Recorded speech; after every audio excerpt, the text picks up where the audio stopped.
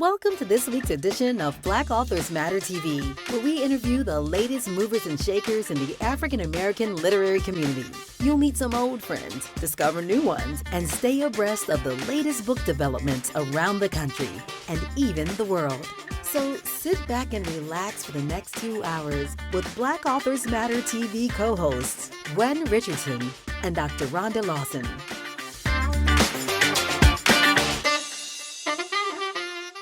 Good evening. It's August 20th, and you have reached Black Authors Matter TV. I'm Gwen Richardson, your host for tonight, and my co-host, Rhonda Lawson, or should I say Dr. Rhonda Lawson, will be joining us shortly. We have an amazing show again for you tonight, and before we bring on our first guest, which is actually two guests because they're co-authors of a book. I just wanted to give you some updates about the upcoming National Black Book Festival. For those who have registered as participating authors, you're part of an amazing group. This is one of the biggest groups we've had in terms of registered authors. So there's a lot of people from all over the United States. And also, of course, vendor space sold out the first part of July. So the vendor space is gone. But if you want to attend, we still have a few VIP registrations left. And once they sell out, we won't be adding any. So, and we're going to have an amazing children's festival on that Saturday, the 19th of October, where every child who attends will get one free book, and we have a variety of books. So we're really looking forward to it, and it's rapidly approaching. It's only, I think, 9 weeks away or something like that. So it's coming up. So anyway, our first two guests are going to be joining us now, and they are Ronnette White and Zahara Williams. They are co-authors of a book called Chronicles, and it's a book about relationships. So they are going to tell us what their book is about and why they wrote it. And they also, I believe, are co-owners of a business or partners in business as well. So welcome to Black Authors Matter TV. Thank you for having us. We appreciate it. Okay. So are you all co-owners of a business or partners in a business as well as co-authors of the book? Yes, we are. We are a co-owners of a boutique private practice. We're based in Texas. However, we also service clients in Michigan and Ohio. Okay, so what kind of private practice is it? Well, we offer individual and couples counseling. So that's our niche. So it's a counseling business. Yes, ma'am. Because it could have been a law firm, could have been accountants. You're right. That's why I wanted to be more specific. So now how old, what's the name of your company? Ivory Park. Okay. Ivory Park. And what prompted you, when you name a business, there are all kinds of motivations for it. I've been in business many years, and I've had 3 businesses. So, but this Kush City is the most recent and the longest, because Kush City's been in existence for 26 years. So we've been around a long time. So when you start a business, the reason why we chose our name was we were in the book retail at the time. Now we do more marketing, and we put on the National Black Book Festival. But we wanted a word. We were looking for a word that said Black without using the word Black. And Kush is a tribe. It's a Black tribe, biblical Black tribe. And so that's why we named it Kush City. We were looking for it. Actually, we looked up kush.com because we started right when the internet took off. Okay. And it was taken. Kush.com was taken. So then we had to say, okay, what can we add to Kush to make it work? And we named it Kush City. So, there's a story behind every business name. So for Ivory Park, what's your story for Ivory Park? Zahara. Okay, sure. I will. So we were thinking about something, obviously something with meaning for us.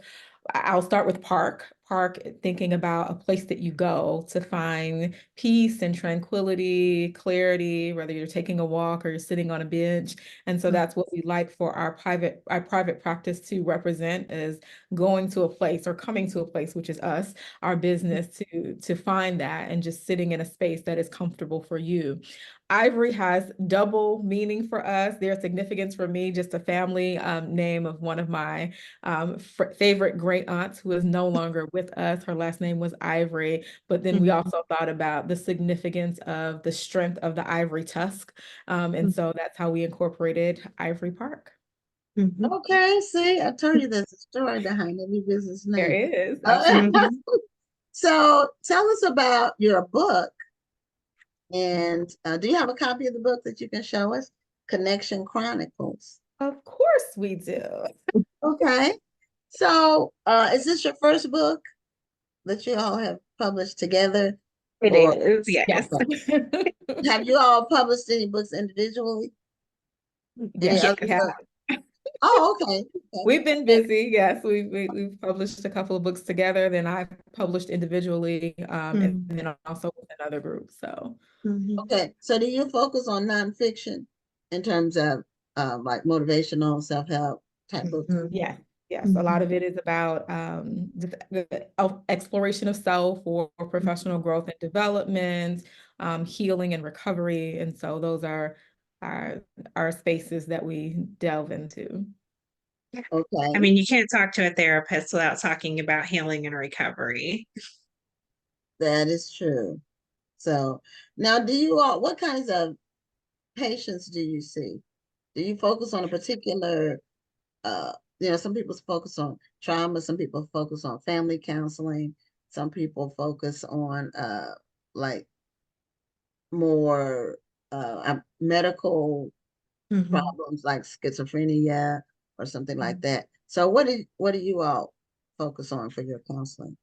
So Ivory Park, really, we individually have a lot of skill set, but we really work with adults. So that's one of our primary populations. So we don't work with young children or adolescents. We work with adults, primarily focusing on depression, grief, trauma for individuals.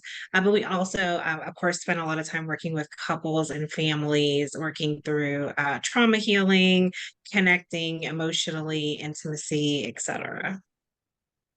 Okay. And do you all, when you all have sessions, are you both in session with them, or do you all individually see patients, or how does that work?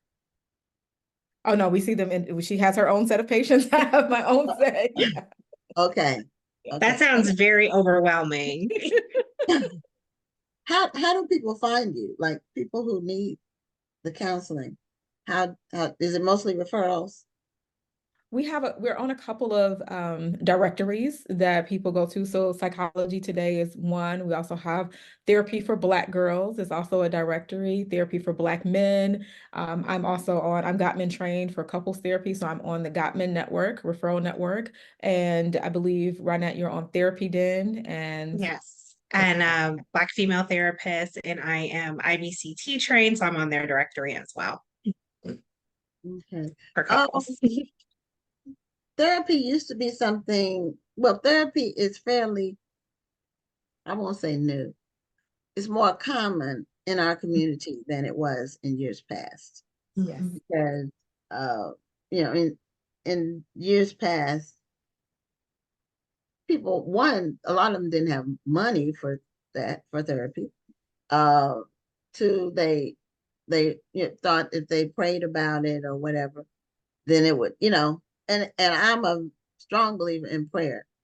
But the same way faith without works is dead. When you pray, then you need to get up with a plan. You need to, absolutely. And there are medical professionals that are here to help for a reason. And we should not shy away from seeking help if we need it. That's actually one of the reasons why we opened Ivory Park, is that we were discussing the importance of showing up for our community, being able to be present and provide therapy services, specifically during the pandemic, when we found that there were a lot of people, Black women, men, wanting to get into healing spaces, and there were not a lot of clinicians that looked like us. So that was a really important reason why we expanded our Ivory Park services to include therapy specifically. So tell us about the book, and one, what prompted you to write a book, and what you talk about in your book about connections. I know your subhead is it's a workbook and Yes. it's based on relationships, but Yes. what prompted you to put it together in a book? Whatever you were, the help you were making available to people, what made you put it in a book form? I think there are a couple of reasons behind wanting to formulate our thoughts and experiences in a book. So one is about accessibility, because one of the things that you just mentioned was the price. And so yes, there are a lot more people that are investing in and engaging in therapy. There's still a lot of us that are not. And so sometimes a book might be a soft opening to the therapeutic process and exploration, and they can kind of do it on their own terms and time, whether it's individually, even though it's a couples workbook, it's something that they can work on individually, particularly when they've seen patterns in their relationships and they're trying to figure out, I'm really struggling with intimacy and vulnerability and conflict. Those are just to name a few, co-parenting. And so we made it not just something that you read, but something that you write and process through for yourself as you're navigating the journey of life in whatever area it is that you would like to work on. And so it can be done individually, but also with couples in mind for sure. And working together is really important, an important aspect of it for those that are doing the couples work. So Ronnette, you might want to add some more thoughts to that.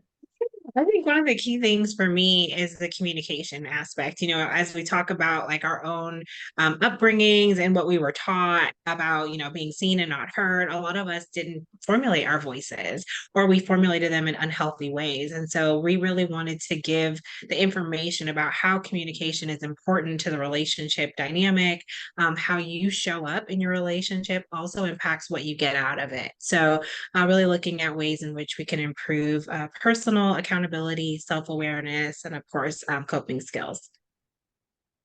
Okay, so you all work with a lot of couples, We do. counseling, and do they come in together, individually, both? All of the above, D. Yes. I was going to say, sometimes it's one person starting and you notice that the focus seems to be really about the relationship and what they're, challenged with or experiencing and what they need to work on. And so it may evolve from there. And then there are other times where, one party we got to do something. We have exhausted all options and this is it, right? We hate to be, I don't like hate such a strong word. We don't necessarily like to be the last option for people, because it takes them a lot more work, not necessarily us, but them a lot more work to get back to a stable place where they feel like it's a healthy environment for them. But yeah, we see the full gamut of people in different stages of relationships. Yeah. And of course, like one of my favorite groups, of course, are people who are coming in for premarital work. I think that's one of my favorites. Personally, I love to talk to people before there's a storm, right? Like being able to prepare for it, put that toolkit together, put that first aid kit together. We're not running into the bunker at that moment. We're really looking at how do we forecast and prepare ourselves for the life journey that we have in front of us. So I think, yes, exactly. We want to talk to people in all the phases of life. And not 30 days before you get married. I'll just put that out there, because we get that a lot. Oh, it's a checkbox on their list of things to do, which is good. However, you really want to be a little more proactive to give it time and space to really work through and have an understanding of each other so that you can be prepared and hone those skills. So 30 days is too short, you're saying? It is. Absolutely. It's tough. But we get it. It can be done. it can be done, but we call those intensives because they're not the traditional therapy model. It's usually very compact with a lot of hours all at one time, really delving into deeper conversations and meaning. Okay, so for the pre-marriage, so are they thinking, are they starting to get cold feet, or are they just wanting to enhance their relationship before saying I do? All of the above, really. Mhm. We have some that just have hit a little glitch on the path, as they're working through the nuances of moving in together, talking about having the real conversations as they're preparing for this life transition. And so they realize that, oh, we didn't really delve there and we're having some challenges. And so they'll come for that. For some, again, it is that, oh, we need to go to premarital counseling before we get married because someone asked about it, or, it'll help reduce our costs for the marriage license. So we want to check that off the box. And then Does some it? who just, Does it get Mhm. response for the That's marriage a real license? thing. it's a real thing. That's a real thing. It wasn't okay. It wasn't when I got married, but either time. I got married. I've been married 32 years actually next Okay. month. Awesome. But I was married 4 years before Mhm. Mhm. the first one was 4 years. And Mhm. we went to a counselor. Uh but it was because of something that happened where I Mhm. was like, okay, I don't know if this is a good idea or not. And so Mhm. we went, and it was close to the wedding time. Mhm. And we could have made a different decision, but we didn't. So, and then so it didn't work out anyway. But we had I had a big wedding at home planned. I had, one of the PK, the Mhm. pastor, I was the youngest daughter, but my sister was already married and she didn't have a wedding. She got married like the day after she graduated from college at the chapel at school. So mine was the wedding. And It so was the it wedding. was Yeah. good. They had And all their eggs in that basket. everything was beautiful. It just was the Mhm. wrong room. That Mhm. happens. Yeah, That, it does. that Yeah, happens.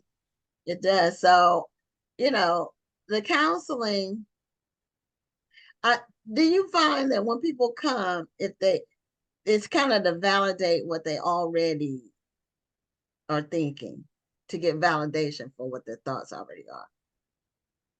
For some, that's true. There are some where they want that outside source to support what they have in mind, and for others, they are saying, well, they're really on the fence and they're not sure. They're And seeking a third, therapy like allows them to an open up their objective eyes, opinion, and their Mhm. perspective someone who's on. not emotionally invested in what Mhm. Mhm. the Yeah. answers are. Mhm. So Because like you said, your family was very invested in getting you down that aisle, right? Like they had a big wedding plan. They've been waiting for the baby girl to get married. And so they were going to push you down that aisle one way or the other. But having an outside of perspective may have given you the opportunity to kind of say, okay, but what is the wedding versus the marriage, right? Because those are two that's what I distinctly tell different people. things. A wedding is Hmm. a one-day event. A marriage is a Yeah. lifetime, or should be a lifetime. And actually, my parents, this was something that happened. This was Hmm. years ago, but the night before my wedding, when I Hmm. got married the first time, I had a nightmare, and Hmm. I dreamed that my wedding dress was dirty, and I Hmm. couldn't get the dirt off of it. And so when I got up that morning, I went to breakfast. My parents were there, and I told them about the dream. And my dad said, "It's not too late." He said, Hmm. so they would have been fine because they already could see some things I couldn't see, Hmm. because love is blind. So, and Yeah. then after you get divorced, and everybody tells you what they saw, but they wouldn't tell you when you were telling what. How is that helpful? That's not helpful, right? Not helpful, but No. that's into trusting your intuition. Like these Yeah, signs Hmm. come up, and then the affirming yeah, message from your father are all signs, yeah. but because that feeling, right, and that Hmm. desire for this this thing Yeah, that and you don't want to people. like embarrass the parent. You feel like it's Mm, just too much at stake at that point. Mhm. So you go ahead and do it. And when Yeah, when you're young, you're really idealistic about things more so. Mhm. When you yeah, get older, it's true. the second time around, your eyes are open. Mhm. It should be anyway. But you live and Mhm. learn. It's all part of living and learning. For sure, absolutely. So, is there a pattern with, I had planned to spill any beans tonight, but I guess maybe you all's counseling skills are such that I felt comfortable sharing it with you. And then via Zoom, I'm sharing it with everybody. But, but have you noticed a pattern in terms of when you counsel people who are married already? In this is a certain number of years when into the marriage. Have you seen like a pattern of that? How many Are you years? talking about like that 7-year itch Yeah, or those yeah, type or of yeah, things? yeah. Okay. You all seen There's some of that. I think I think what I will tell you, what I've noticed is the 7-year itch actually got a little bit earlier, specifically with the pandemic, because a lot is of it people were at 5 years? home. People were Okay, at home. And I think okay. for the first time, people were around their partners 24/7. And that really changed the way that they saw themselves, the way they saw their partner. Communication gaps that may have been pre-existing were now like on full display. And so a lot of people who probably would have come in at that 7-year mark ended up coming in a little bit sooner, just because things felt like they were heating up a little bit faster. That's interesting. And a lot of times people when they're married, they're busy, Mm-hmm. with their careers, Mm-hmm. even if one person is stay at home, they're Mm-hmm. still busy doing different things, and then they kind Yep. of come together at the end of the day and Yeah. for nighttime. And sometimes people end up growing apart Mhm.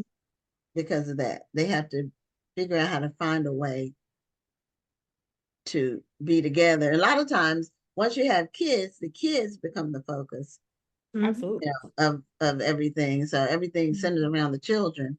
And Mhm. then some people, once their kids get grown, it's like they have to figure out Yeah. what to do with each other Yeah. because Mhm. everything's been focused on the kids. Oh yeah, life transitions. I love this is Yeah. one of my favorite things to talk about. So don't let me go too far, okay? But But no, talk about it. Talk about but life transitions, right? I think about even like career changes, family members getting sick, aging parents, it. adult children, right? Navigating that new space of like, oh, they used to be my children that are like in my house under my roof, and now they have their own roofs. So how do we switch from this like hovering parent to adult relationship parental person? There's just so many life transitions that show up. Retirements are huge. We see a lot of people come in when retirements are happening or looming, and people are like, I have no idea what to Mhm. do with my time and who I am, and what to do with my partner who no longer has a 90+ hour work week. Now they want my time and I don't have time. I'm still working. So there's lots of life transitions that show up that bring people into counseling. And I think that's a part of what's so beautiful about it is there's no one rule for anybody. There's no one glove fits all. It's truly just relationship by relationship. That is true. My husband and I have been in business together actually since before we got married. So Mhm. we were together all day, every day Mhm. for our until he retired Mhm. 5 years ago. So people used to ask me, "How do you do that? How are you Yeah. with your spouse all day, every day?" Um, and I tell them, one, you have to like your spouse. Mhm. Mhm. Love you have to love them, but you also have to like them. And you have to like Mhm. their personality and like being around them. But two, we had different skill sets. So we weren't Mhm. in each other's faces, Mhm. We each had our own offices and we had, Mhm. our own things we were doing for the business. Mhm. So we had, so we made it work. And then, when it came to parenting, it was real helpful because we have one daughter. She's 28 now, but when she would go to school, my husband took care of transportation. So he would take her to school and pick her up, and he would do the sports stuff. And, I would do the other stuff, the sleepover stuff with friends, they call them play dates now, but they didn't call them that when she was growing up. We didn't have play dates, but yeah, I did more of the social stuff. He did, the sports stuff, and, it worked out. So, but communication is very important, and compatibility is very important too. You have to. And balance, right? Yeah. I think you really just highlighted the importance of each other, balancing each other out and not overstepping each other, like recognizing your strengths and my weaknesses, and how do we work together and collaborate on those things. Yeah, and trust is important too. Mm-hmm. Trust is very important in a relationship. Because, if you can't trust your spouse or your significant other, then, that's a big gap, and there's always questions, and, that's when some people start, stalking or, following people. Now, and see, they didn't have social media when we got married either. So now people are kind of stalking each other on social media. It's a different world. Now we had to meet people face to face. There wasn't any, internet, no apps or whatever the dating stuff is. You met somebody, either, there's a connection or there wasn't. And sometimes it's a short-term connection, but you got to get a feel for them, because people can tell stories on apps. And by stories, I mean lies. So. And some do it in person too. So, That is true, but you can at least, they can't tell you that they're 6'2" when they're really 5'5". Yeah, those things you can see. Because Absolutely. if you see them in person, they can't lie about their physical appearance, at least. So anyway, show us a copy of the book again and tell us how, if people can get the copy of the book, as well as if people are looking for counseling. Now, do you all do Zoom? Do y'all do things on, I know they have the medical stuff where you can just do it online. Yeah, so we have it's called telemental health. So we do offer telehealth services because we do service multiple states throughout the state of Texas as well. But we also do, as Ronnette mentioned earlier, we do intensives. So those are in person because they're a lot more involved, and it's hours spent at a time on like a Friday or Saturday and Sunday to help couples who really need to get in and do the work because they have very busy schedules and times constraints that don't allow them to do something that's on a weekly or bi-weekly basis. Then intensives are better for those. So we will offer those in person. As for our book, it is on Amazon. So you can go on Amazon and type in Connection Chronicles. It's a workbook for cultivating strength, passion, and purpose in relationships. You can also type our names in Amazon. It should pop up that way. And also on our website, Ivory Park, IVORYPARKPLLC.com. You can purchase there as well, but then also find out about our therapeutic services, our workshops as well, and then a retreat that we are looking forward to in 2025. Oh, okay. Now, is this a couples retreat or what? Yes, it is. Oh, okay. All right. Well, so you gave the website. Normally Rhonda would type it into the chat, and she's not on. So yeah, but I will make sure that it gets typed in there, or you all can type it in yourselves after the segment is over. You can just go in the comments and just type your website in there for people who want to get in touch with you. And you can put a link to your book on Amazon too, your Amazon book link as well. Awesome. Well, we look forward to seeing you in Houston here shortly. You all are going to be at the National Black Book Festival. Yes, we will. Coming up very soon. It's rapidly approaching. So we look forward to seeing you there. All right. Look forward to it as well. Thank you so much for having us. Okay. Well, thank you for sharing, and good luck with you in your practice. Thank you. Appreciate it. Have a Thanks good for one. connecting with us today, Gwen. Appreciate Okay. your willingness to be vulnerable with us. Mhm. Oh, okay. I'm transparent about the things I want to be transparent about. Noted. Okay. Have a good evening. All right. Take care. Bye-bye. Bye. Bye-bye. Okay, those were our first guests for tonight. And I did mention it at the beginning of the show. Um, we do have one book to give away. We're giving away, this is an advanced reading copy, and we gave away one before, but this is Kwan's book, and I don't know, it's called False Idols, and it just came out a couple of weeks ago, I think. He is going to be one of the featured authors at the National Black Book Festival. So we're going to do the trivia about that book later on in the show. And before we bring on our next guest, I do want to check my because normally Rhonda would be on if she was coming on. So I just want to check to see if she messaged me, and she normally messages me on my Facebook page, which so I need to check. I just want to know for myself if she's going to be on later or if she can't come at all. So bear with me 1 minute so I can check my messages and see if she's messaged me. She said she's going to be a little late. Okay. All right. So she will be coming on. Okay. So I just wanted to make sure because, I have to be in a different mindset if I want to do the entire show myself versus, it's different when you have somebody that you have as a co-host and you have to it's different.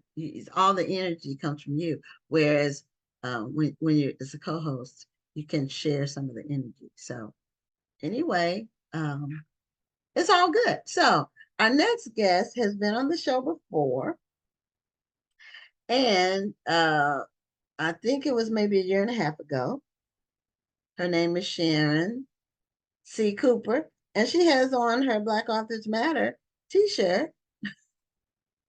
I have on one of our new t-shirts. I don't know if I need to, let me stand up and see if I can show. This is our t-shirt, Men Who Wrote, and we have 6 t-shirts now. Nice. This one is Men Who Wrote, and it has current authors on it. Ta-Nehisi Coates, Kwame Alexander. We only have like the first name and last initial, Walter Mosley. And then the other 2 names are James McBride. And what's the last name? Oh, Colson Whitehead. So Okay. those are, this is one of our shirts. And we will have them all, our full line of shirts at the National Black Book Festival for those who Nice. are attending this year.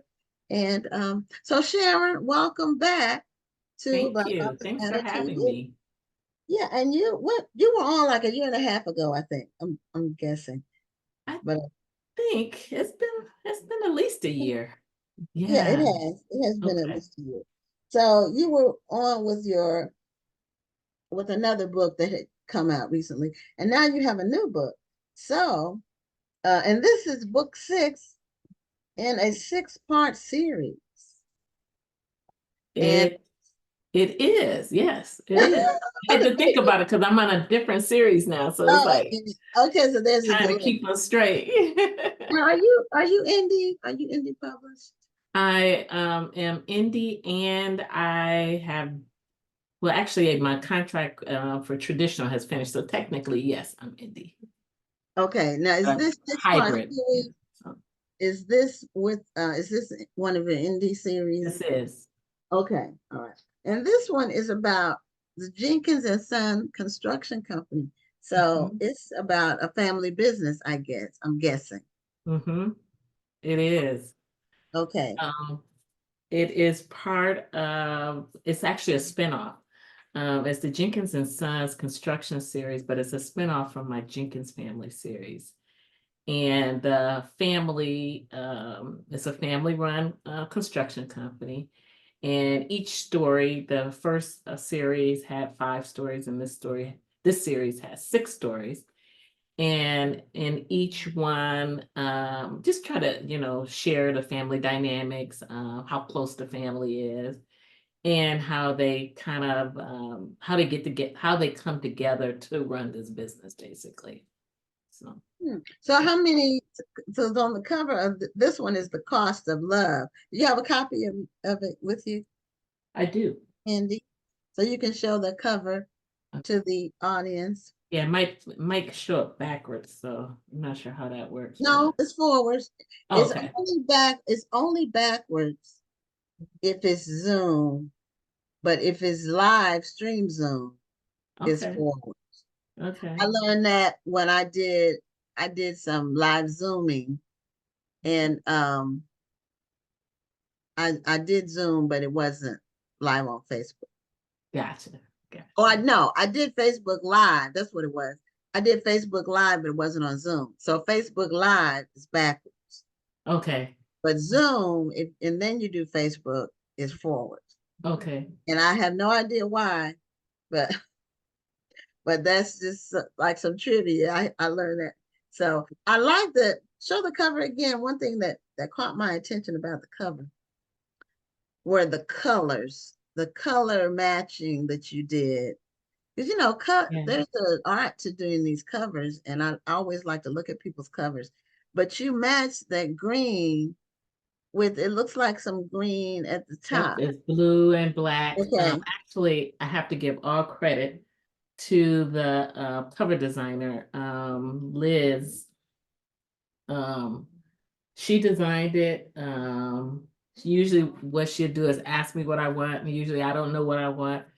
And then she tosses out some ideas. And so these were a set of colors she hadn't used yet with the other, one of the things about having a series is you eventually they have to start running out complement of each other. colors. Yeah, you want to tie them in together somehow. Yep, but not have them all the same either. Right. So she did a Right. fabulous job, Liz. Yeah, it's really, Liz really, and designed, yeah. even the font, I really like the font. Thank you. Thank you. So, and you only have one person on there. So this is the central character for this particular story. It is. I looked at it as his story. With that whole series, there's only the heroes on the cover. And then in most cases, when I'm writing it, I'm thinking this is their story. So. Okay. So it's Jenkins and Sons construction. So that means that all of the main characters are males. Is that right?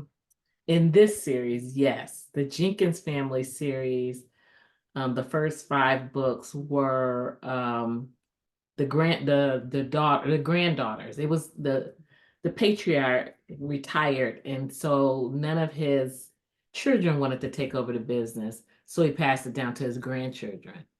And so the Jenkins family series, those 5 books are for the granddaughters who ran the construction company. They each were trade certified, or they each had a trade. There was a plumber by trade, carpenter, electrician, etc. And so then once I finished their 5 stories, did the spinoff with the Jenkins and Sons, and it's the grandsons now who, for the most part, are running the business, but they're all running it together. They all have different roles, basically. Okay. So do you have a business background or family business background? What made you focus on? I do. I'm a sheet metal worker by trade. Haven't done construction in probably 35 years, though.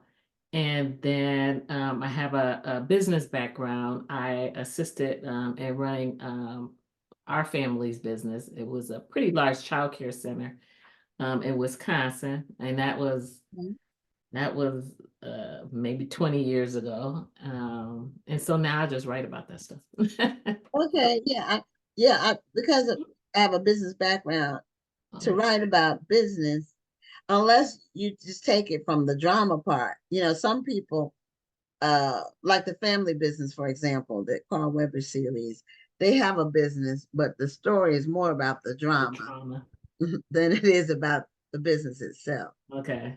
So yeah, it sounds I think like mine's combined both. Okay. There's a little drama, but not Carl Weber's level of drama. Yeah. So So tell us about, since this is book 6, give us a little synopsis, a snippet of what happens, because people might want to go back and start. I know for me, when I read a series, I like to start at the beginning. So, Okay. and if I don't realize it's a series and then I read it out of order, once I read the book, then I want to still go back and start, even if I started in the wrong place, if I Yeah. started in the middle. So tell us about the first installment. How does it get started? And then bring us Well, up to first, date with the 6. okay, first let me say with all of my books, every single book I've written, I try to write them as standalones because that often happens where someone might find me and I might be on book 5 in one of the series. The good thing is readers can pick up any one of my books and read it without being lost.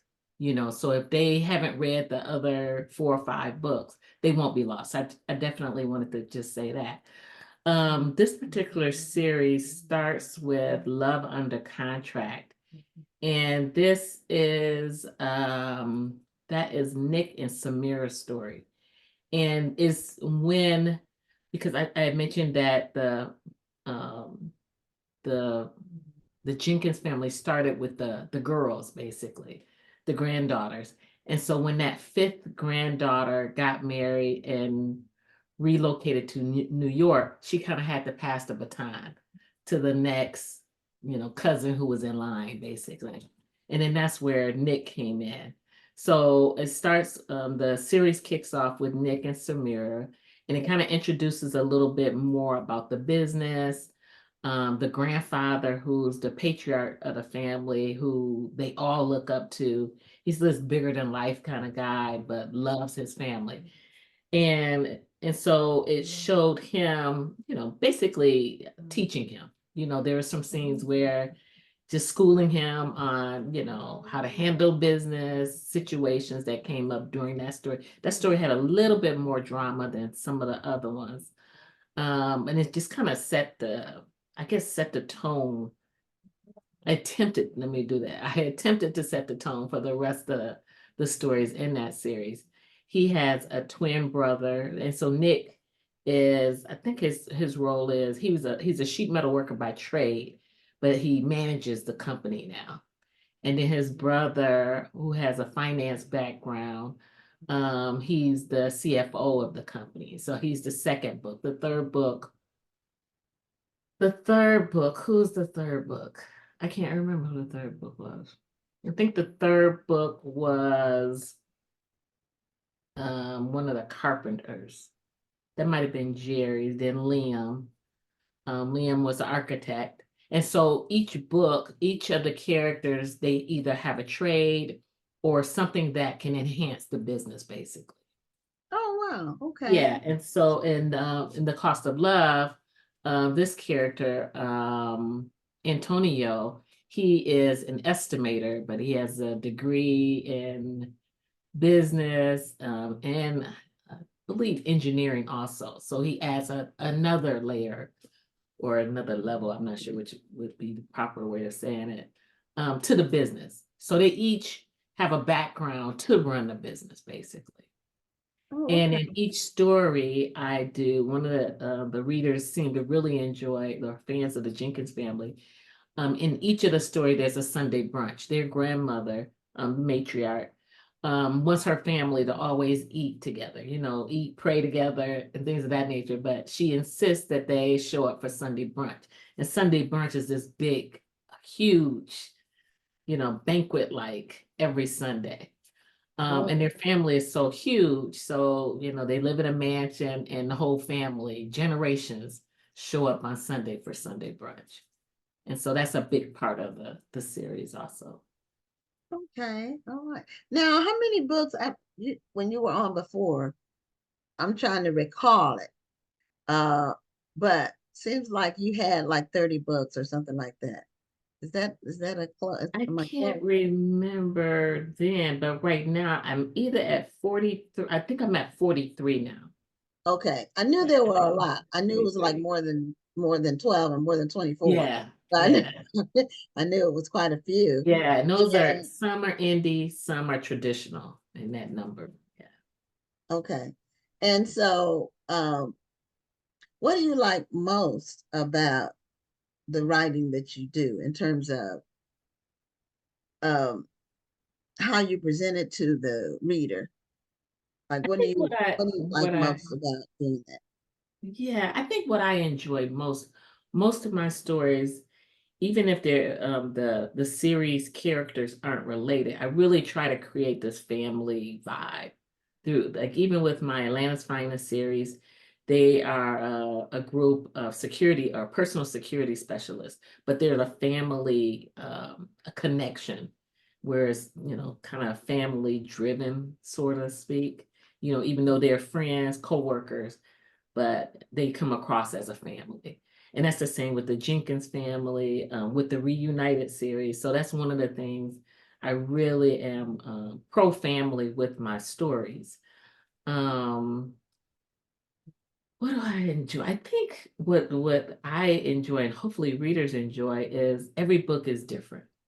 I really, really, especially the more books I write, now that you learn a little bit more every book you write. So I try to really incorporate things I've been learning, and then try to make sure that when a reader picks up my book, they feel like they know that they're going to get an enjoyable story that might not be like that next person's story. And, it'll be unique, but still hopefully enjoyable.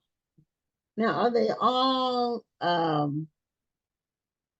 with males featured as the main character, or is it a variety? Well, they're all romance novels. And I would say, for some reason, usually even when I'm planning my stories, the male characters, the ideas for the male character comes before, I think of those before the female character. Not sure why, but it usually works out that way.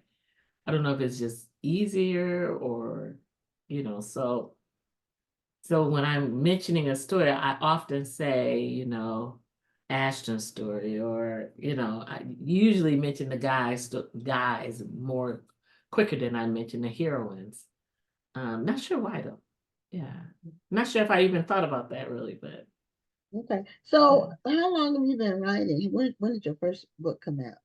my first book came out in the spring of 2012.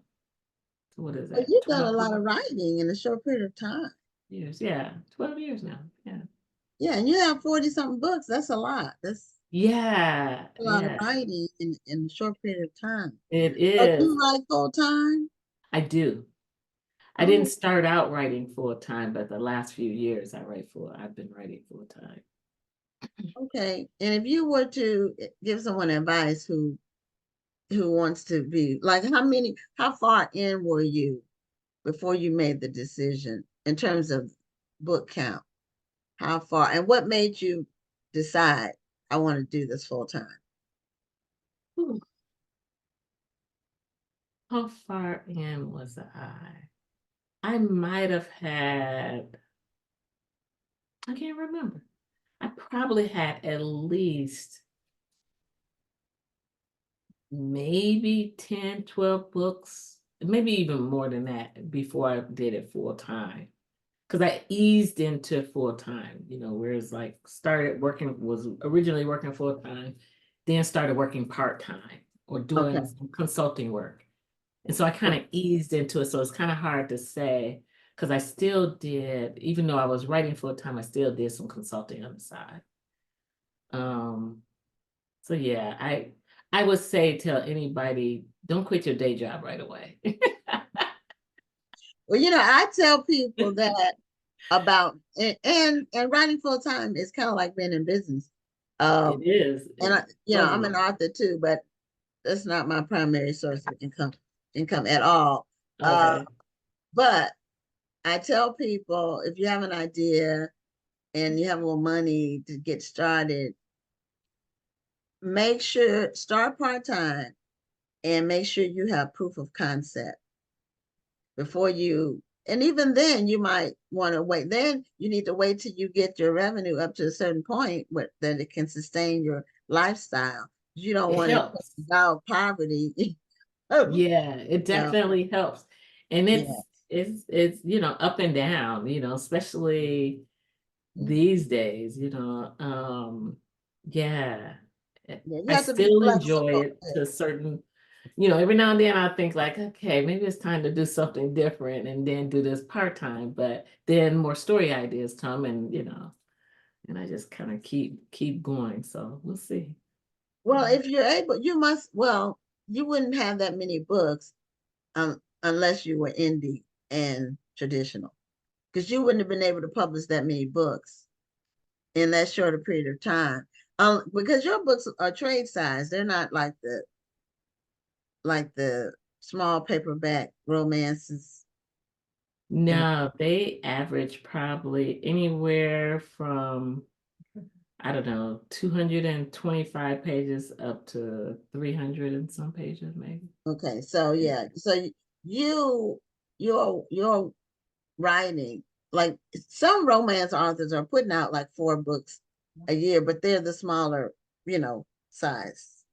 They're less word counts and so forth.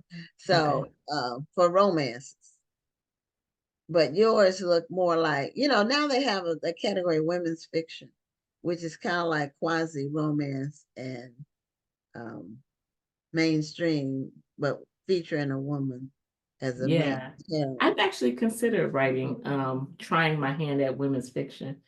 But I know even if I write women's fiction, there'll be some elements of romance. Might not be as much, but there definitely will be romantic elements in it. Okay, so you're a romantic at heart. Definitely. I love love. And how do you keep you said every story is different. I find for the most part, romances all have the same plot.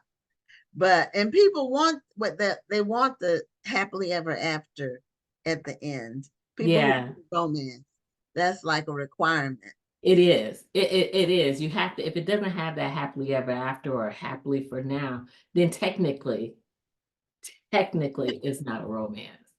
Okay. And so yeah, I mean, I love reading romance, so I can't even see not writing it in some capacity, I guess. So who are the romance writers that you read? Oh, I read all different that I read. When I first started, it was mainly, Frances Ray, Brenda Jackson, Maureen Smith. Then when I first started, now it's all over the board. Doesn't matter the nationality. Usually I still stay within, I don't read too much like dark romance. Usually I read probably majority romantic suspense. I really enjoy Katie Rose, Kalia Cross, AC Arthur. There's it's yeah, a ton. I hate to start naming because then you start forgetting people. Well, that's okay. That just gives us like you said you love to read romance, so that's why I Oh was yeah, wondering, with some of the yeah, writers that you mentioned. yeah. Half the time I might not even know who the author is. If I see one that sounds interesting, I get it. Yeah. Mhm. And so, do you find when I read a book, when I read books, because I'm a writer, I'll read the book, and then as I'm reading, I'll say, I might have said that differently. Do you ever do that? Oh yeah, I think that's natural. Or Oh, I'll be okay. like, oh wow, that was an interesting way, a nice twist, or. Uh-huh. I just think it's just part of like human nature. I won't say to critique, but to, Oh, it's more like observations. yeah, exactly. Yeah. Yeah. You do notice Because different things, or even with movies, I noticed where you're waiting for that turning point at a certain point in the movie and things of that nature. So yeah, those things I noticed probably without trying to notice them. You know, you just Okay. not Yeah, at not, this it's not point, something intentional. should happen. Yeah, it's not like you're doing it for like a book report or anything like Right, that. exactly. Just as you're reading, you notice things. Yeah, yeah. Now, I noticed, and since you mentioned movies, there are a lot of Black-centered romance books, but the whole rom-com, romantic comedy, or just a straight romance, we don't see that as much. Or maybe it could be out there and I'm missing it somehow. Most of the time, it seems like the relationship type movies are more that feature us are more either revenge or some kind of Drama. drama. Yeah, it's not a romance. It's Yeah. more like trauma. It could be, you know. And it's funny you say that because I was mentioning that to someone recently. And what it does, it just makes me want to write more. Because one of the things that, and I'm sure they're out there, I might not have seen all of them or see, I would really love to see more of our movies that kind of shed our Black men in a more positive light. I did see one actually this weekend. Can't think of the name of it. I know it was a Terry McMillan feature this weekend, and it was an enjoyable story. It really showed the Black male character in a positive light, and it's like it would really be nice to see more movies like that versus the revenge or the abuser, or Right. it would be wonderful. Yeah, And they're out or they there. just Don't get die. me wrong, they're out there. It's just you see more of the drama ones more so Right. than those real true, make you sigh romance. Right. Right. Or one that's just like a fun story. Yeah. Just, That's not real silly, right. that's not real silly, Right. Yeah, like Yeah. over the top silly. Yeah, Like yeah. that. Just a romantic comedy, or just a romance. Just straight like they do for you know, the majority culture, I'll put it like that. So Yeah. I would love to see more of that. And the stories are out there because people are They're writing. out there because I know a lot of the authors that are writing them, so Yes. hopefully they're in the works. Hopefully they're coming. Hopefully, I know Beverly Jenkins just got option for a TV series for one of her. I think it's with Netflix or something, but don't quote me on that. Yeah. But she just recently got signed something for one of her series, one of her contemporary series. Yeah. I mean, Brenda Jackson, she's doing a couple Yes, Brenda Jackson is so too. I think they're coming. I'm just hoping that they, those that direct or produce really shine a positive light on the stories. Right. So show us a copy of your cover one more time Okay. and let people know where they can Okay. get a copy of The Cost of Love is available everywhere in ebook and paperback. Okay. And if they want to connect with you on social media or wherever, are you Sharon C. Cooper pretty much everywhere? Is it author Sharon? It varies, but if they go to my website, SharonCooper.net, it has all the links to my social media. Be that as Instagram, Pinterest, Facebook, Twitter. And so if they just remember my website, SharonCooper.net, it'll take them. Yeah, they'll see everything. Okay. Well, Sharon, thank you for returning as a guest again on Black It's Authors. my pleasure. Thanks for the invitation. I appreciate it. And keep writing. I will. Thank you. Congratulations on that. All right. Thanks so much. And thanks for all the support you give authors. We really appreciate it. Okay. Well, we love doing it. So, Okay. all right. Well, you have a great evening, and we'll Thank see you. you somewhere down the road when Okay. the next book All right. comes. Take care. Thanks Okay. again. Same to you. Okay, bye. Bye-bye. Okay, so we're going to give away our book that we mentioned, or we're going to post the trivia. So, and because Rhonda is not on yet, you'll have to listen to the trivia and then maybe she'll be on. First of all, before I bring on the next guest, let me check again and see if she said anything else. Because normally if she said she would be a little late, she would be on now. And so I just want to make sure that I know what's going to be happening in the next hour. So, because it's helpful to know. So let me see if she messaged me or not. And when it's live, anything can happen. And let's see. She had an appointment, somebody's late, and she said that she doesn't think she's going to make it. Okay, so let me message her back.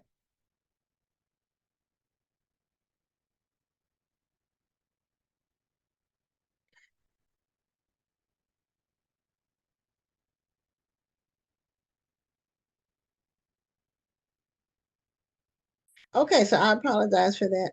I just want to make sure that she knows that I saw her message. So our next guest he's a doctor, and we appreciate him joining us in the evening. He's based in Dallas. I don't know if he's in Dallas right now, but I met him. Well, Rhonda and I both met him when we went to New Orleans together a few weeks ago for the Black Librarians Conference, and he's wearing his Black Authors Matter t-shirt too. He bought his shirt at the conference. So, Dr. Brian, welcome to Black Authors Matter TV. Thank you very much for having me, Gwen. It's my pleasure. Appreciate it. Okay, so Dr. Brian, I'm waiting to call you Dr. Brian instead of Dr. Williams. You had your book, and you did a conference or a speech about your book at the conference. I wasn't able to attend because I was in the vendor section, but the title is very thought-provoking. And the title, I see it behind you, is called The Bodies Keep Coming. And you are a trauma surgeon, and part of what you talk about in your book is your work as a trauma surgeon. So first of all, tell the audience what exactly a trauma surgeon does. Well, a trauma surgeon is a specialized surgeon whose focus is on treating patients that have life or limb-threatening injuries. So what does that mean? If you're in a car accident and you're near death, you'd come to the ER, the trauma surgeon would be part of that team that would take care of you. And if you need to go to the operating room, we would take you. A lot of my work has been dealing with gun violence victims. So gunshots to the abdomen, to the chest, a lot of young Black men. That has been the bulk of my career for over 2 decades. So that was kind of the impetus for this book, was to really just give a raw and honest description of my life as a Black trauma surgeon on the front lines of this epidemic, but also educate the reader, entertain you, of course, but also in the end, like really inspire you to action by discussing these bigger issues: gun violence, racism, healthcare disparities, and try to do a lot of storytelling, but take you into a world and talk about these much bigger issues and try to inspire change. So seems like we hear about shootings in every major metro area. There's shooting deaths almost daily. And so the people who end up in the emergency room, do you work at a public hospital or is it a private hospital?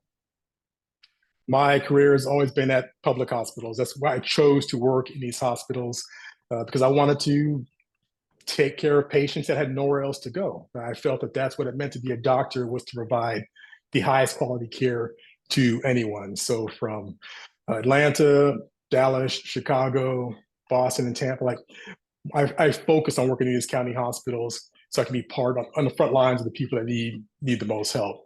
And with that, I've seen a lot, right? Of course, we'll talk a lot about gun violence because I'm a trauma surgeon, but also there's just the disparities in health that really impact Black and Brown communities. But by that, it also impacts us all. So this is what I want to talk about in the book was not just what I'm seeing, but what this means to all of us who are paying the price for this mass violence that's occurring and the broken healthcare system that we have to live with. So take us through your average day as a trauma surgeon. Is there such a thing for you? Well, I would say, this is a great question. What I love about trauma is that every day is different, right? You show up for your shift and you have no idea what is going to come through the door. And that's what I like about it. You start making a lot of quick decisions and every day could be different. But let me kind of describe what would be an average week, because one day I will be on duty for traumas. So that anybody that comes in that's injured, car accident, gunshots, stabbings, people that get hurt at work, I would take care of those patients. Some days I'm in the intensive care unit, taking care of people that are on life support. And other days I may be teaching students and residents or doing research. So there's a variety of things that occur throughout the week. But what I like the most is being on call. I like being on call with the trauma team, teaching and taking care of patients that are coming in near death. I know that may sound strange to folks that don't do this work, but it gives me a lot of job satisfaction knowing that I get to help people on what's possibly the worst days of their lives. Yeah, some people could say it's macabre, but it's work that if you're in the situation, you want someone who's dedicated to be working on you. You want someone that takes the job seriously. So as a trauma surgeon, do you have to detach yourself? Do you have to you have to take all the emotion out of your work in order to do your job well? Yeah, I get what you're asking, and since we're seeing so much needless death and suffering, and that is routine for us, people wonder, how do you get to do that every day? How can you keep doing that every day, day after day, month after month, year after year? At some point, do you dissociate who you are from the work you are doing? And I tell you, I never want to get to that point where that split, because once you lose that sort of connection to the people you are caring for, then that part of humanity is gone. And I always want to feel something for my patients and my families and the families I'm caring for. However, I recognize that as a professional, in the moment, you have to be focused on what you're doing. If someone comes in with multiple gunshot wounds, the pressure is dropping, and they're going into cardiac arrest, that is not the time for your trauma surgeon to start taking an inventory of their emotions, right? That's when you get to work and do what you can do to save a life. So I've been fortunate that I've had a lot of great training from people who are masters of this specialty. And I'd be able to use that to make myself a better surgeon and ensure that when the time comes, I can perform as needed. Where did you go to school? Where did you get your medical school training? Medical school, I was at the University of South Florida in Tampa. I did my undergrad at the Air Force Academy. Did my residency at Brigham and Women's Hospital, which is one of Harvard's teaching hospitals. Went down to Atlanta for my fellowship at Grady Hospital, which is part of Emory University. And then came to Dallas to work at Parkland Hospital, which is the major public hospital in Dallas. Okay. So you've been in different metro areas. And spent some time in Chicago too, Gwen. I've been around. Oh, okay. Yeah. Well, Chicago, unfortunately, they seem to not run out of, you said the bodies keep coming. Seems like every weekend there's a large number of people being shot, and a certain percentage of those die every weekend. Yeah, but I want to say Chicago has a lot going for it. It's in the news a lot for gun violence, but I think that's unfair that as a city, they bear the brunt of the national narrative about the impact of gun violence, because what is happening across communities across the country. And here's what I want, in the book, I want to bring this part out, is that when we're talking about gun violence, we have to talk about race. Don't mind us. There's a couple of dogs losing their mind. I have a cat, and he was meowing at the door a few minutes ago. Right. So we have to talk about race, right? A couple of years ago, gun violence became the #1 killer of children and teens in America. And that led the national news. We were still talking about it years later. But for the decade prior to that, it was the #1 killer of Black children and teens. And this narrative that we focus on at the national level it does minimize the impact it has been having and continues to have on Black and brown communities. So in the book, I wanted to bring that out, bring that to the forefront and say, you're going to talk about gun violence, you can talk about everything. Because if you don't, none of us are safe until we really address all the truly complex issues involving race and violence and policy. Okay, so what do you see as a couple of those factors that people are missing? They're not really focusing on thinking about.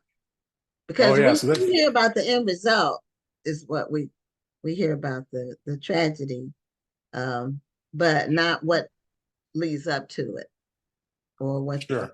For it. So there's two big buckets we could talk about. There are the obvious things that have to do with the guns themselves, right? We can talk about raising the minimum age to purchase a weapon, background checks, stop gun trafficking, banning assault rifles. But if all of that happened, I will tell you that would not change anything about my job as a trauma surgeon, because the patients I'm dealing with, there are other issues that contribute to the endemic violence that leads to gun injuries and death. And that has to do with structural racism and how we have perpetuated policies that put certain communities at risk. So in my mind, like providing stable housing, good education, good jobs, these are all things that contribute to creating healthy communities that are free of violence. So there's two parts. The obvious that we talk about a lot in the national media, and this other thing that seems rather nebulous, but is equally as important, and in my mind, can be even more impactful to save a lot more lives. And I spend time in the book really trying to make this understandable to a general reader who may have no background in policy or research to understand there are simple things that we can do to save lives that will help everyone. Okay. Yeah, some of the things that are proposed, and while they may sound good, and they might do a little good, but a lot of the people that you've described or that you treat, most likely, they don't buy their guns legally, so a background check is not going to do anything. And I don't know if anything can be done about the illegal gun sales, because they're illegal and there's no system. There's really no system to stop that. So it's almost like we are betwixt and between. We're kind of bound by where we are, in that it's a gun for every American citizen as far as gun ownership or gun possession. There's more guns than people in this country. There's more than, but I mean, at least one for each American. But you're making a very good point, making a very good point that gun violence prevention is very complex. We don't just have one gun violence problem in this country. We have many gun violence problems. with many different root causes, which require different types of solutions. We could talk about suicides, mass shootings, the community violence, and that is the bulk of my practice. Intimate partner violence. These are different types of gun violence, and they have different root causes, so they require different types of means to address them. And for the community violence that I deal with, as I mentioned before, banning these weapons, background checks, all those kind of things will probably have a minimal impact on saving lives and reducing injury. Again, healthcare, education, jobs, housing, that will uplift communities and lead to less violence. There's plenty of studies that prove that. Yeah, education is the ticket, and that has been neglected for decades, unless you are in a middle class or upper middle class community. But it's almost like so many children are just left behind in terms of the education system is horrible, and they keep spending money, but it's not getting to the kids. And so it's almost like nobody even bats an eye when they say only 25% of the children are reading at grade level. That's a horrible thing. And so they're going to end. You're not putting them on a path to a future. And so by the time they get to middle school, they probably know what their paths are, because children are really perceptive about things. So they gravitate to some of the worst elements, because they don't know what their future is. I hate sometimes when I see people interviewed and they're young people, like in their teens, and they're saying they don't know, they probably won't live to be 25. Just the idea that they are even thinking that, that it's infuriating, right? It's infuriating, Gwen, that we have a country that is accepted in the norm for so many children. Yes. When I meet with these kids and I ask them what they fear most, many will say they fear that they will get shot, or someone they know will get shot.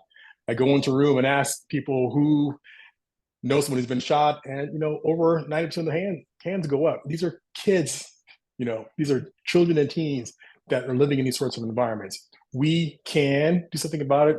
We should do something about it. We have the means. It's just a matter of committing to it at a national level to make that happen. Yeah. So if someone were interested in trauma surgery as a career, what would you, let's say they're 12 years old and they're pretty good student. So what would you recommend that they do if they wanted to be on the path to do what you do, or any kind of surgery? Because surgery is one of the higher forms of medicine, just because of the really the hand skills. You have to, your hands have to be steady, and you have to really know anatomy. Trauma surgery is the best specialty in medicine, Gwen. And if there's a 12-year-old that out there, I would recommend, one is to go to my website, brianwilliamsmd.com, and send me an email, because it is important to get connected with people early that can help mentor you along this path. And that's one of the things I enjoy doing. But just in short, it's going to involve going to college, getting a college degree, 3 to 4 years. Med school is 4 years, and then your residency after that. Surgery is a minimum of 5 years of training. And then I did another 2 years of research and another 2 years of fellowship. So you're talking about years of training. Mm-hmm. But when you're 12, I mean, that is the time to get set on that path, because really you have to have the grades. You have to have the grades. But also another important part is having someone that's been on that path before that can tell you what the pitfalls are and what things that you should be doing and should not do. And that is something that we, as Black people, need to ensure that we're doing for youngsters that want to go into this profession, because there are so few Black men in medicine, less than 3%. So the role models are not there. So we all have an obligation, and the folks in my circle have a desire to ensure that we can increase that number moving forward. And right now, the forces are against that happening, right? There's anti-DEI forces rolling across this country that are working against us to make that happen. Now, what made you interested in it? Like, when did you have the epiphany that, hey, I want to be a trauma, or I want to be a doctor, and then doctor first, and then a trauma surgeon? Well, this is a funny story, Gwen. I did not plan to become a doctor. It was never even on my radar. My first career, when I finished at the academy, I was an aeronautical engineer. So I was an Air Force officer doing engineering. And it was during that time that I got this bug that I wanted to become a doctor. And this is how I know it's important to have people that can help direct you through the process, because I had no one, and I was just learning on my own how to apply to medical school, and then the residency following that, and then fellowship. But I decided I wanted to become a doctor. Didn't know what kind of doctor I wanted to be, just become a doctor because I felt I could help people with that profession. And during my medical schools, when I did my rotation on trauma surgery, we do different rotations on surgery, psychiatry, obstetrics. Day 2 of trauma surgery, I was on a night call. I described this night in the book when a gunshot victim came in, and I was just mesmerized how the team went to work to save this patient. And it was right then I said, that's what I want to do. I want to be a trauma surgeon and do what these people do. Oh, okay. Wow. Now I have another question. I watch some of the medical shows, and I wonder, I don't know if you watch any of them, but I wonder how close they are to what actually happens in a hospital. I'll tell you the ones that I like them for the medicine. I've actually learned quite a bit about medicine and just different ailments, different diseases. And they seem to, some of the shows seem to pick some rare medical disease that hardly anybody gets. But I like just learning about that. And one of my favorites is The Resident. And I don't know if it's returning or not. But I also like Chicago Med. That's the other one that I like. So my number one pick for medical shows is Scrubs. Scrubs is it's a comedy, half-hour comedy, but the characters that are on it, those are people I know. They're over the top, but those are actual people you will come across in the hospital, and that is, I feel, the most realistic medical show out there. And I think a lot of folks that are in medicine, we talk about that, we kind of agree, because there are caricatures of people that we actually deal with in the hospital all the time. Oh, okay. Because I've seen it. Is it on Netflix or one of the platforms? I don't know. I watched it when it was still on. I've not checked it out lately. Okay, well, I'll check it out, because I like medical shows. I like legal shows too. So with the legal shows, I learn about the law, and they actually have actual cases and precedents, and I learned a lot about rights and all of that just watching the legal shows. Law and Order is my favorite, but I like the older ones.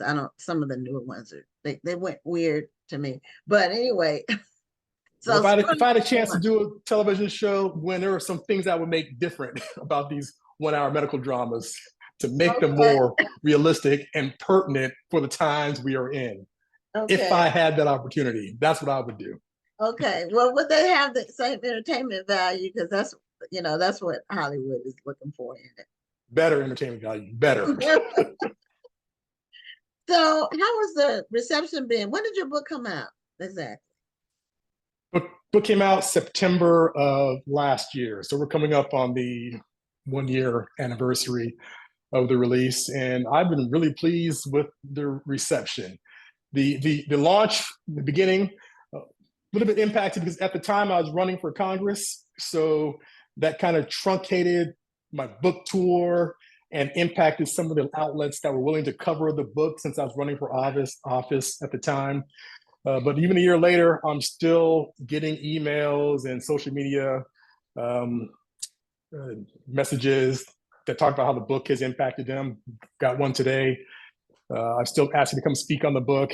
I have events booked out through January of next year. So it's steady out there, making the rounds, and I've been very happy. I mean, I tell you what, Gwen, I was happy to just have the book done. Like, that was enough. Just hold the book when it came to me. I got the box of author copies. That was enough for me. Everything else has just been a bonus. So I'm just enjoying this ride, trying to be present, and hopefully when people read the book, when they're done, they've learned something, they've enjoyed the book, but also they're inspired to go out and make the world a better place.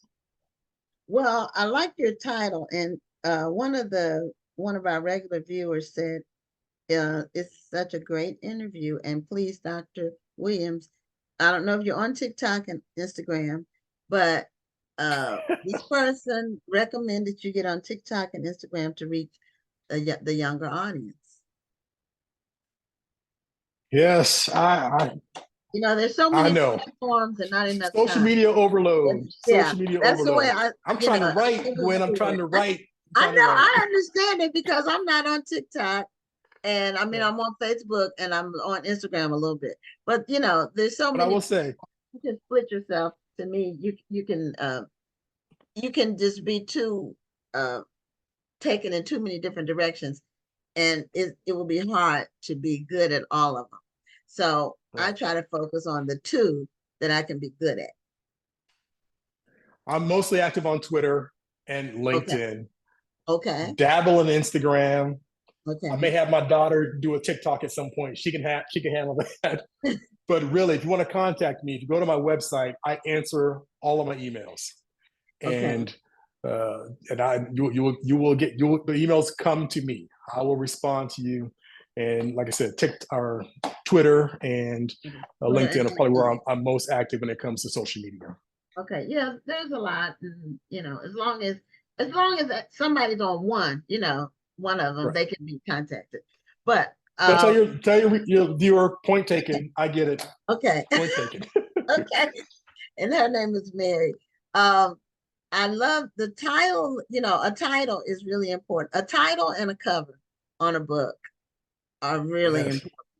And your title is really spot on. So it makes a person stop. In fact, the title is such that it could be like a thriller, a suspense novel.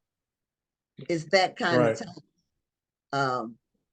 And so is the book like anecdotes, or is it your story, or is it a combination of those things? The book is a memoir. It is my story, and I wanted to pull you as a reader into this world of a Black trauma surgeon, see what it's like in the trauma bay, in the OR, in the family room, but also explore these bigger issues that are happening outside of the hospital. So there had to be some universal themes in this that anybody can relate to, right? Gun violence, healthcare, social justice. So even though I'm the character in the book that you're following along, it's really about these bigger issues, and you're seeing these through my eyes, how I feel about them and interpret them. But in the end, it's not about me. And I hope at the end of the book, man, my goal was when the book was done, you didn't even think about me. You were thinking about, okay, I need to go out and do what I can to end racism today. I'm going to go out and end gun violence. I'm going to go out and make sure everybody has health care. I'm going to go out and be an agent of positive change. So that was the goal. But I wanted to pull you in and I had to hook you. I had to hook you first and then take you on this ride. But once I had you through chapter 1, I got you at that point. And just strap on. We're going to go for a good ride. Okay, well, I look forward to reading it. Rhonda got her copy at the conference. My copy is on order, so I look forward to reading it. And thank you for Yeah. taking the time to be on Black Authors Matter TV, and continued success to you as a trauma surgeon. Thank you very much, Gwen. I appreciate being on here. And again, you viewers, I'm a speaker. Reach out to me. I can come speak at your event. Virtual book clubs. I love doing those as well. And Okay. again, hit my website, brianwilliamsmd.com. Okay. Well, thank you, Dr. Brian, and you have a great evening. Good night, all. Okay. All right. That was Dr. Brian. He is a trauma surgeon, and we met him when we went to New Orleans. And Ron and I are going to be, in a couple of weeks, we'll be at the Harlem Book Fair, and we're going to meet some more people there too. So, some of them may end up on the future episodes of the show. But this final guest for tonight is also someone that I met at the Black Librarians Conference. And it's funny because her name is Janice Newsum, and we met years ago, and she's from Houston. It's funny, I had to go all the way to New Orleans to meet her again.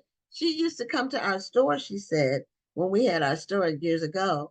And then I found out at the conference that she is over, I think you're over the Coretta Scott King Book Awards.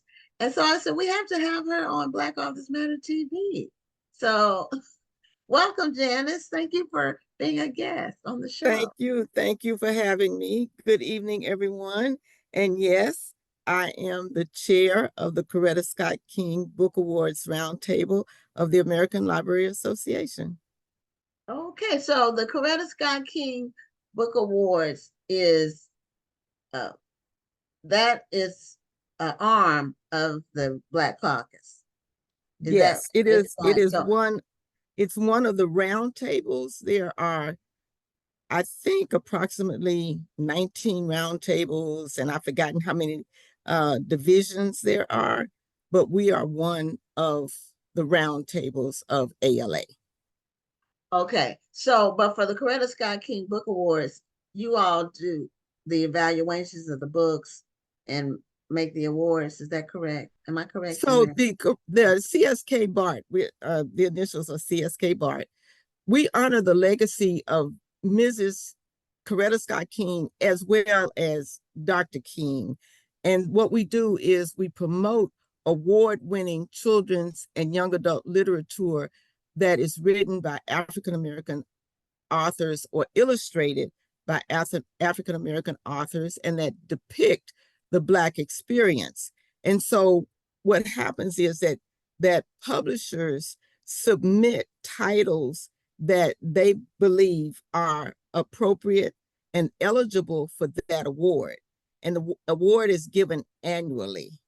And so they submit, we have a jury of 7 people around the country, and we have a jury chair, and they submit the titles, and jury members read these titles and then ultimately pick several to be either honor books or to be the actual award-winning title.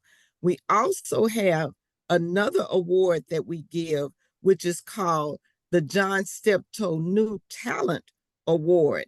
And that award is given to an African-American author and an African-American illustrator who is new to the world of writing and authorship. Okay, so that's for someone who's like a debut author. Yes, that would be a debut author. You're exactly right. Okay, so how long has the Coretta Scott King Book Awards been around? Since the first award was given in 1970. So we actually celebrated our 55th anniversary at the American Library Association annual conference in San Diego this past June. And the way this came about, in 1969, there were 2 African-American librarians who had attended the ALA conference, and they were discussing the fact that no African Americans had won an ALA award. And ALA gives out a lot of awards, most notably the Newbery Awards and the Caldecott Award. And no African American, and ALA is 150 years old now. And so in 1969, no African American had ever won an award. And as they were discussing this, a publisher overheard them. And the publisher said, then start your own award. And that is how CSK came about. And so they organized this award. At first, ALA did not recognize it, but they started by giving the award and having an annual breakfast at the American Library Association annual conference. And it was nearly, if my memory serves me right, it was nearly 13 or 14 years before ALA finally recognized this as an official award under the umbrella of the American Library Association. Oh, okay. Wow. Well, see, that's a story on don't wait for somebody to do something. You do it and then force the issue. Exactly. That's the if two. you wait The on two. other people, gonna be waiting forever.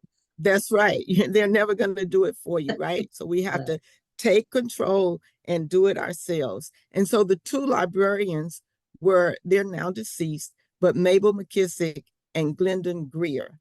And they were at that conference that year in 69. And they came back in 1970 and decided to create their own award. And they did give that award. And the first award was given to an author who had written a biography of Martin Luther King Jr. And let me think, the title was, the author was Lily Patterson. I can't right now, the title of her book is not coming to mind. Many of the books that were 1970, 1980s, they have now gone out of print. And we are trying to get publishers to bring some of those titles back because they're just great literature. And it's a lasting contribution to the literary world. But books do go out of print, and so we're trying as much as possible. Yes. Sometimes they come back. Yes, sometimes they do come back. Sometimes they do come back. And I forgot to mention, we also give a Lifetime Achievement Award, which is called the Virginia Hamilton Award. And that is given to an author for a body of work. Okay, so our winner this last time was, who was the 2024 winner? Oh my goodness. I can't think of Christopher Paul Curtis. It was Christopher Paul Curtis. Okay. Who was our Virginia Hamilton Lifetime Achievement Award winner. Okay. And now you only get one award per year, correct? Coretta Scott King, is that one award? That's what Coretta Scott King actually is 3 awards. And sometimes there's more because we do have honor books. So we give the John Steptoe New Talent, we give the Virginia Hamilton Lifetime Achievement, and then we give the Coretta Scott King Book Award.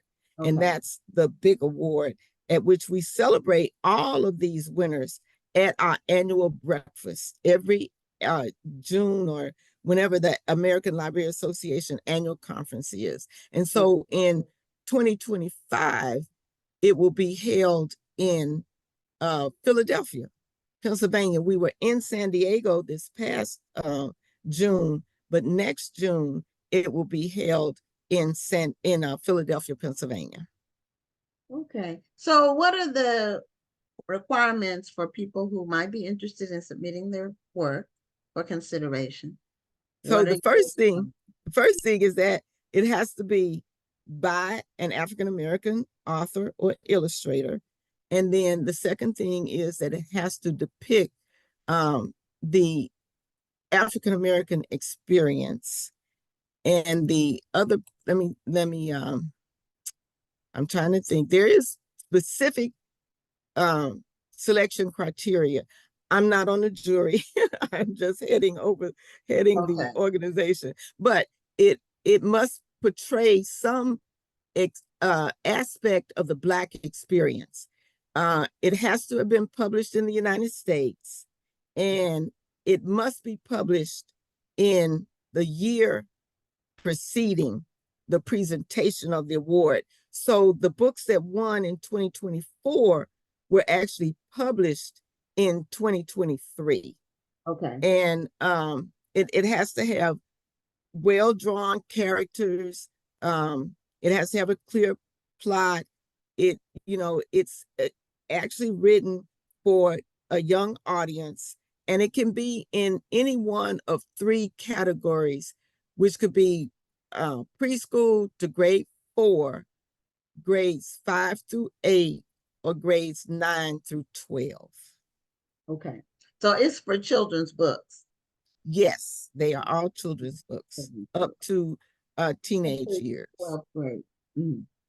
So, because I've heard a lot about it. It just it was really just kind of, I guess, fate that I met you at the conference, because I have been hearing about the award for years. Yes. But I had no idea that any part of it took place in Houston. Anybody involved was in Houston. I didn't was know. Connected in Houston, right? We have several librarians and Coretta Scott King Book Awards members who are in the Texas area. So there's some that are in Fort Worth, there's some in the Dallas area. And so actually we have members who are all over the nation. So members who are, if you are an ALA member, you can also become a member of the Coretta Scott King Book Awards Roundtable. Okay. All right. And so the ALA members, though, they have to be a librarian or studying to be a librarian, don't they? No. Actually, the lady who chaired our breakfast in San Diego is not a librarian. And so you don't have to be a librarian, but you do have to have an interest in libraries and good literature. And so she actually is an adjunct professor at Texas Women's University. I believe it's Texas Women's, where she is an adjunct professor, but she is in literacy campus. And so, no, you don't have to be a librarian. You don't have to be a licensed librarian. Yeah, I thought it was only for librarians. And otherwise, you have to be like an associate member or something like that. You know how you can actually be a full-fledged member. Okay. And you don't have to be a librarian. We have publishers who do become members of ALA. We have people who are in the book business who become members of ALA. We have people who are involved in books, like they provide a service in terms of books. They may have an app, they may have a library management system, they may do book fairs, but anyone who has an interest in books and literature and libraries, you're welcome to be a member of ALA. And once you have joined ALA, then you can join the Coretta Scott King Book Awards Roundtable. Okay. So in the process, so you don't do the judging of the books? I don't, no. Okay. As a chair, I'm not on the jury. We do have a jury, and we have people on the jury who are in Jersey, who are in New York, who are in Ohio. The person who is the jury chair for this year, and our terms are 2 years. So she was jury chair for 2024, and she'll be jury chair for 2025. She's actually in San Antonio. Okay. Well, yeah, there's people all over Texas doing all kinds of things. Yes. As before you, and I'm pretty sure you met him at the conference, Dr. Brian Williams. He was the guest on before you. And he was in Dallas. So he was at the conference with his book about his memoir about, and he spoke too at the conference. I didn't get to attend the sessions, but I could hear some of what was going on because it was What was his title? The Bodies Keep But Coming. the bodies keep coming. You know, actually, my husband attended the National Conference of African American Librarians, and he went, or he was there with me, and he went to that presentation. And I was really surprised because typically my husband goes to these conferences and he says, "Don't bring home any books. Don't you bring home any books. You got too many books already," right? And here he comes after he goes to that presentation and he's like, "I got the book and I got it signed for you." He was so excited and so happy that he had done something really good for me. Well, Because yeah, I didn't get to, yeah, I couldn't go to the presentation either. because you were a man in your booth. Were you Yes, the whole time? yes. So, if a person wanted to submit their book for next year, I'm assuming this year's already done. No, they're still receiving submissions, Okay. and they will receive submissions, I believe, until November.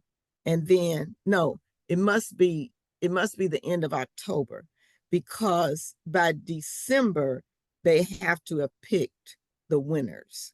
And then the winners are announced at what is called Live Learn X, and that's going to be in Phoenix in 2025. And so that's the venue where ALA announces all of their winners, whether it's the Batchelder, Puree, Belpre, Newberry, Caldecott, Coretta Scott King, Stonewall, Cybert. So ALA gives out a lot of awards. Okay. Yeah, and they meet annually, but the Yes. Black Caucus meets every other year. Yes, exactly. Yeah. So now BCALA, the Black Caucus of ALA, is an affiliate of ALA. So the Right. structure is that we are actually a roundtable of ALA. They are an affiliate of ALA. Okay. All right. Mhm. Let's see. Okay, so if a person wanted to submit their book, how would they go about doing it since the window is still open? They can only submit through the publisher.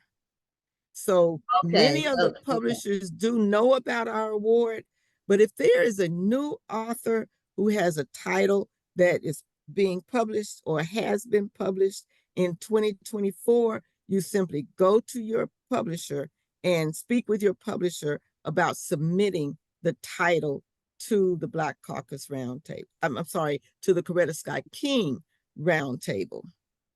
Okay, so does it have to be, I think they're called the Big Five now, but I'm not sure. The No, five, New York, does it have to be one of the Big Five? no. Okay. Okay. The only restriction is that it can't be self-published. But Okay. if you have any publisher, as long as it's published in the United States, it's any publisher. And so we spoke at NCAL at the conference in New Orleans. Mhm. We spoke with several authors who were not familiar with ALA, and we said to them, go back and say to your publisher, I believe my book is eligible for this award. Please submit it. Okay. So if any of you all are out there and you have a publisher, it doesn't have to be one of the Big Five. It can be one of the smaller publishing houses. And there are lots of publishers out there that are the smaller ones that are really, a lot of them put out a lot of titles every year. They're very prolific with putting books out. Then go to your publisher and see if they will submit your book for the Yes. Coretta Scott King Awards. Because that would be exciting. I know oh, Mary said it's an informative interview with Miss Newsum. Mary's one of our regular viewers. And she's also one of the managers at the National Black Book Festival. Yes. That and I learned so much by meeting and running into you again, because I was like, wait, I live right in Houston and I'm missing this festival. How can I miss this festival? I travel around the country going to festivals, right? And I missed the one in my own hometown. But Houston's so big that something can be happening on the opposite side of town, and it can be 30 or 40 miles away and still be in Houston. But Exactly. you don't know about it unless you hear about it through word of mouth, or sometimes you see things on social media, or if there's advertising, but normally there's not like TV advertising for those kinds of things. It's normally Right. through social media or word of mouth. That's how most of the time people hear about it. So we Right. hope to see you at this year's festival for You sure. you definitely will. There's no way I'm going to miss it this year. Because I say sometimes you have to go all the way somewhere away from home to meet somebody that's from your hometown. And that's really Exactly. what that's really what happened. Now tell us a little bit about what you do. You're in the library system yourself as a professional. So tell us a little bit Yes. about what you do. Well, I actually started out as an elementary school librarian. So I began my library career. I was an elementary school teacher, Okay. and was looking around for something else, right? I'm like, okay, I've been in the classroom now for 15 years. I don't really want to be a principal, but I would like to do something else and, maintain this career in education. And my sister-in-law lived in Columbus, Ohio, and she was a public librarian. And so I called her up and I said, tell me about librarianship. And so we talked, and she told me, her responsibilities, how she worked, her work schedule, that kind of thing. And I thought to myself, okay, I could become a librarian, but I need to be a school librarian because I do not want to give up summer vacation, Christmas holiday, spring Okay. break. Okay. Okay. And so That is I a decided, benefit. The yes, I decided to become a school librarian. And so I actually worked at the Jack Yates High School as a high school librarian as well. And then I was offered an opportunity to get my doctorate at Florida State University. And I decided to do that. And I went to Florida State, got my doctorate, and then was offered a position as a professor at the University of Houston, Clear Lake. So in the Houston area, there are two school library programs. The University of Houston, Clear Lake is the one in Houston, and then there's one at Sam Houston State in Huntsville. But there are actually 5 librarian preparation programs in the state of Texas. We're a very fortunate state in that we do have a lot of programs that can prepare classroom teachers or whomever wants to become a librarian, whether that is public librarian, special librarian, academic librarian, school librarian. So there are different types of librarianship. And so I am currently an associate professor at the University of Houston, Clear Lake now. Okay. Now, what do you think about libraries as an institution and the future of libraries? Well, I am very anxious about the future of libraries. I am very hopeful that we are in a phase that is going to pass. As they say, this too shall pass.